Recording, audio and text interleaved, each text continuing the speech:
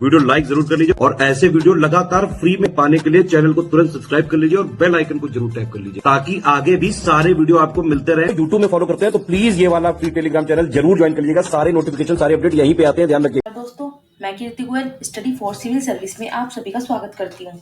जो भी बच्चे यूपीपीसीएस एग्जाम की प्रिपरेशन कर रहे हैं वो स्टडी फॉर सिविल सर्विस का पेड कोर्स ज्वाइन करके कंप्लीट प्री प्लस मेंस तक की तैयारी कर सकते हैं। ज्यादा जानकारी के लिए डिस्क्रिप्शन बॉक्स में जो नंबर दिए गए हैं उन पे मैसेज करके आप जानकारी ले सकते हैं। अदरवाइज आप स्टडी फॉर सिविल सर्विस के ऐप पर जाकर वहां से कोई भी कोर्स परचेज कर सकते हैं। आज हम इस लेक्चर में हिस्ट्री के पीवाईक्यू करेंगे और डेली आपको एक क्लास प्रोवाइड होती है। चलिए बिना देरी के करते हैं हम आज का लेक्चर स्टार्ट। आपको स्क्रीन पर प्रश्न दिख रहा होगा। प्रश्न क्या है? निम्नलिखित घटनाओं पर विचार कीजिए और नीचे दिए गए कूट से घटनाओं का सही कालानुक्रम पता कीजिए। सबसे पहले आपको दे रखा है कोलकाता का भारतीय राष्ट्रीय कांग्रेस का विशेष अधिवेशन, बाल गंगाधर तिलक का निधन, तुर्की को अर्पित शांति शर्तों की घोषणा और जालियांवाला बाग हत्याकांड पर कांग्रेस समिति द्वारा सर्वसम्मति रिपोर्ट की प्रस्तुति। तो आपको क्रम में लगाना है कि पहले कौन सी घटना हुई थी और उसके बाद कौन सी घटना हुई थी। तो सबसे पहले बात करें तो हम जलियांवाला बाग की घटना होती है, उसके बाद अगर हम जाते हैं तो तुर्की को अर्पित शांति शर्तों की घोषणा होती है। ठीक है, 4 और उसके बाद 3 आता है। उसके बाद होता है बाल गंगाधर तिलक का निधन, उसके बाद कोलकाता का भारतीय राष्ट्रीय कांग्रेस का विशेष अधिवेशन। तो यहाँ पे ऑप्शन ए बिल्कुल सही हो जाता है। ठीक है, चलिए हम अगले प्रश्न को देख लेते हैं। स्वाधीन भारत की प्रथम औद्योगिक नीति जिस वर्ष घोषित की गई वो वर्ष कौन सा था? तो यहाँ पे अगर हम सही आंसर की बात करेंगे वो वर्ष कौन सा था? 1948 में प्रथम औद्योगिक नीति घोषित की गई थी। चलिए अगले प्रश्न को देखते हैं। भारत के किस प्रांत में सर्वप्रथम साम्यवादी सरकार की स्थापना हुई थी? तमिलनाडु, आंध्र प्रदेश, केरल या फिर पश्चिम बंगाल? यहाँ पे अगर हम सही आंसर की बात करेंगे केरल बिल्कुल सही हो जाएगा, ऑप्शन सी। ठीक है, भारत का जो केरल प्रांत था उसमें सर्वप्रथम साम्यवादी सरकार की स्थापना हुई थी। चलिए अगले प्रश्न को हम देख लेते हैं। केरल में प्रथम साम्यवादी राज्य सरकार का गठन किया गया था। तो पूछा है कौन से वर्ष किया गया था? तो यहाँ पे 1957 बिल्कुल सही हो जाएगा, ऑप्शन सी आपका बिल्कुल सही हो जाता है। चलिए अगले प्रश्न को देख लेते हैं। निम्नलिखित में से किसके पक्षधर नेहरू थे किंतु गांधी जी नहीं थे? यहाँ पे अगर हम बात करते हैं तो यहाँ पे ऑप्शन डी बिल्कुल सही हो जाता है, भारी औद्योगिकरण। इसके पक्षधर में नेहरू तो थे पर गांधी जी नहीं थे भारी औद्योगिकरण के पक्ष में। चलिए हम अगले प्रश्न को देख लेते हैं। निम्नलिखित में से भारतीय राष्ट्रीय कांग्रेस के किस अधिवेशन में महात्मा गांधी जी ने कहा था कि गांधी जी मर सकते हैं परंतु गांधीवाद सदैव बना रहेगा? तो रामगढ़ अधिवेशन 1940 में कहा था, लाहौर अधिवेशन 1929, कोलकाता अधिवेशन 1928 या फिर कराची अधिवेशन 1931? अगर हम यहाँ पे सही आंसर की बात करते हैं ऑप्शन डी बिल्कुल सही हो जाता है, कराची अधिवेशन 1931 में कहा था गांधी जी मर सकते हैं परंतु गांधीवाद सदैव बना रहेगा। चलिए हम अगले प्रश्न को देख लेते हैं। निम्न को सही कालानुक्रम में जो है लिखिए। तो यहाँ पे आपको दिया गया है कि पहले असहयोग आंदोलन हुआ था क्या, या फिर नेहरू रिपोर्ट आई थी, या फिर साइमन कमीशन, या फिर भारत छोड़ो आंदोलन। तो इस तरह से आपको ये 4 ऑप्शन दे रखे हैं और आपको बताना है कि इनमें से कौन सा क्रम सही है। तो अगर हम यहाँ पे देखिए बात करते हैं तो सबसे पहले असहयोग आंदोलन होता है, फिर साइमन कमीशन आता है, फिर नेहरू रिपोर्ट आती है, फिर भारत छोड़ो आंदोलन होता है। तो यहाँ पे ऑप्शन बी बिल्कुल सही हो जाता है। चलिए अगले प्रश्न को देख लेते हैं। निम्नलिखित को कालक्रम अनुसार व्यवस्थित कीजिए तथा नीचे दिए गए कोट से सही उत्तर चुनिए। तो यहाँ पे अगर हम बात करेंगे तो यहाँ पे दिया गया है दांडी यात्रा, साइमन कमीशन, पूना समझौता और गांधी इरविन समझौता। तो सबसे पहले हम यहाँ पे बात करते हैं कौन सा आया, तो साइमन कमीशन भारत आता है। उसके बाद क्या होता है, उसके बाद दांडी यात्रा होती है। ठीक है, उसके बाद गांधी इरविन समझौता होता है, मतलब फोर्थ। उसके बाद लास्ट में क्या होता है, पूना समझौता। मतलब 2-1-4-3 ऑप्शन सी यहाँ पे बिल्कुल सही हो जाता है। ठीक, चलिए अगले प्रश्न को हम देख लेते हैं। निम्न घटनाओं पर विचार कीजिए। अगस्त प्रस्ताव, पूर्ण समझौता, तीसरा गोलमेज सम्मेलन और सांप्रदायिक अधिनियम। यहाँ पे अगर हम बात करें सबसे पहले क्या होता है, सांप्रदायिक अधिनियम की बात आती है। उसके बाद हम बात करते हैं तो पूर्ण समझौता हो जाता है। उसके बाद क्या आता है, उसके बाद अगर हम बात करते हैं तीसरा गोलमेज सम्मेलन की तिथि आ जाती है और अगस्त प्रस्ताव यहाँ पे लास्ट में होगा। मतलब 4-2-3-1 बैठता है। ठीक है, ऑप्शन बी यहाँ पे बिल्कुल सही हो जाता है। चलिए हम अगले प्रश्न को देख लेते हैं।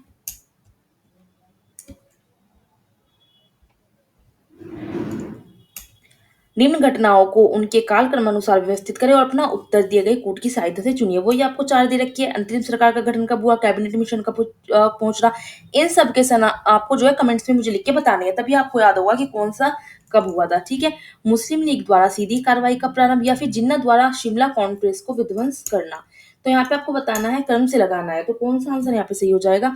तो सबसे पहले बात करते हैं, जिन्ना द्वारा शिमला कॉन्फ्रेंस का विध्वंस करना, डी आ जाएगा। उसके बाद कैबिनेट मिशन पहुंचता है। उसके बाद क्या होता है, उसके बाद यहाँ पर होता है मुस्लिम लीग द्वारा सीधी कार्रवाई शुरू होती है, ठीक है। फिर आ जाता है हमासी, और अंतिम सरकार का गठन सबसे लास्ट में होता है। तो डी बी सी ए किसमें बैठ रहा है, ऑप्शन बी यहाँ पर बिल्कुल सही हो जाता है। चलिए अगले प्रश्न को देख लेते हैं। सुमेलित करना है आपको, यहाँ पे सत्याग्रह है, बारदोली सत्याग्रह, चंपारण सत्याग्रह, कुका आंदोलन, लाल कुर्ती। तो बताना है इनका नेतृत्व किसने किया था, ठीक है। तो चलिए यहाँ पे हम देख लेते हैं। यहाँ पे अगर हम बात करें बारदोली सत्याग्रह, तो सरदार पटेल जी ने किया था ये। चंपारण सत्याग्रह तो सबको ही पता है, गांधी जी ने किया था। कुका आंदोलन की अगर हम बात करें, यहाँ पे कुका आंदोलन का जाएगा यहाँ पर राम सिंह, और लाल कुर्ती गफ्फार खान, ठीक है। तो यहाँ पे ऑप्शन ए बिल्कुल सही बैठ जाता है, तो ऑप्शन ए बिल्कुल सही हो जाएगा। चलिए अगला प्रश्न देख लेते हैं।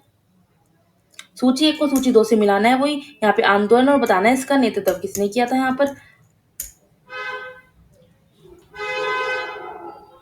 यहाँ पे अगर हम बात करते हैं, तो खिलाफत आंदोलन की बात करते हैं तो अली बंधु हो जाते हैं इसके। और यहाँ पे होम रूल आंदोलन की बात करते हैं तो बाल गंगाधर तिलक का नाम आता है। और यहाँ पे अगर हम बात करते हैं सविनय अवज्ञा आंदोलन की, ठीक है, तो सविनय अवज्ञा आंदोलन की अगर हम बात करेंगे तो खान बंधु का नाम आएगा। और भारत छोड़ो आंदोलन की बात करेंगे तो भीमराव अम्बेडकर जी का यहाँ पे नाम आ जाएगा, ठीक। तो यहाँ पे ऑप्शन बी बिल्कुल सही हो जाता है। चलिए हम अगला प्रश्न अब देख लेते हैं।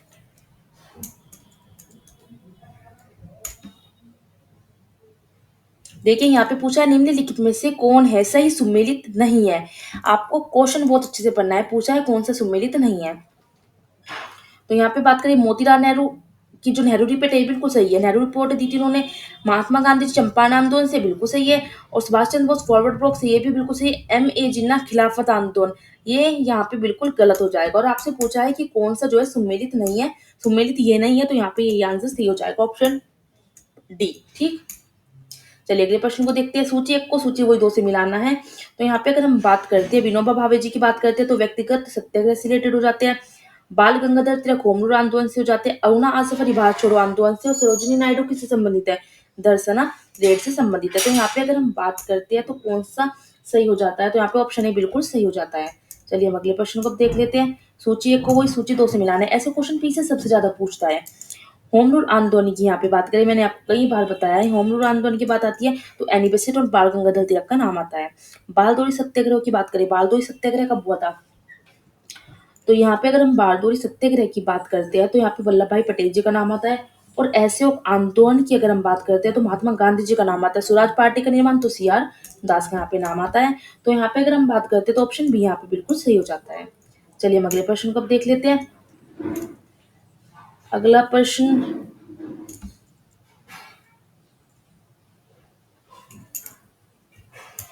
निम्नलिखित का सही कर्म बनाइए। सही कर्म में आपको वही लगाना है कि पहले क्या आया था, उसके बाद क्या आता है, ठीक है। रेगुलेटिंग एक्ट आता है सबसे पहले। उसके बाद अगर हम बात करें तो फिर क्या आता है, फिर यहाँ पे बंगाल का विभाजन होता है, सी आ जाएगा, ठीक है।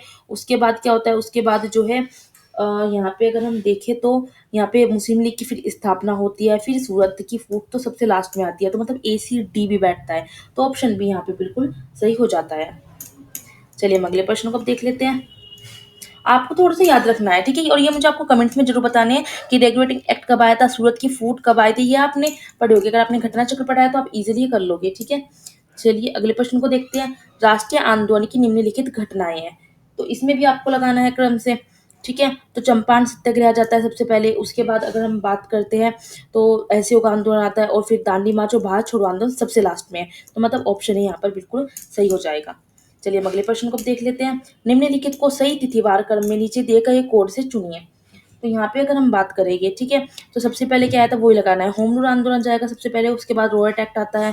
फिर यहाँ पे साइमन कमीशन आता है। और गांधी इरविन समझौता लास्ट में होता है। तो ऑप्शन डी यहाँ पर बिल्कुल सही हो जाएगा। चलिए हम अगले प्रश्न को अब देख लेते हैं। निम्नलिखित कथनों पर विचार कीजिए, ठीक है। तो यहाँ पे अंतरिम सरकार में रेल मंत्रालय का जो कार्य था वो आसिफ अली देखते थे, ये आपसे कहा है। तो यहाँ पे ये बिल्कुल सही है। प्राचीन स्मारक संरक्षण कानून जब लॉर्ड कर्जन गवर्नर जनरल के टाइम पे पारित हुआ था, ये भी बिल्कुल सही है। भारतीय राष्ट्रीय कांग्रेस के हरिपुरा अधिवेशन की अध्यक्षता भी सीआर दास ने की थी, यह भी बिल्कुल सही है। लॉयड एक्ट के विरोध में स्वामी सदानंद ने लगान न देने का, ये बिल्कुल गलत है। ऑप्शन चाल तो बिल्कुल ही गलत है यहाँ पे। तो यहाँ पे अगर हम बात करते, एक मिनट कुछ गलत हो गया है। भारतीय राष्ट्रीय कांग्रेस के हरिपुरा अधिवेशन की अध्यक्षता जो है सीआर दास ने की थी। सीआर दास ने इसकी अध्यक्षता नहीं की थी, तो ये वाला गलत है। लेकिन रॉयट एक्ट के विरोध में स्वामी श्रद्धानंद ने लगान ना देने का, अच्छा मैंने सोचा लगान देने का, लगान ना देने का आंदोलन चलाने का सुझाव दिया था। यह बिल्कुल सही है। तो यहाँ पे बात करते हैं 1, 2, 4 सही है, तो ऑप्शन सी बिल्कुल सही यहाँ पर हो जाता है।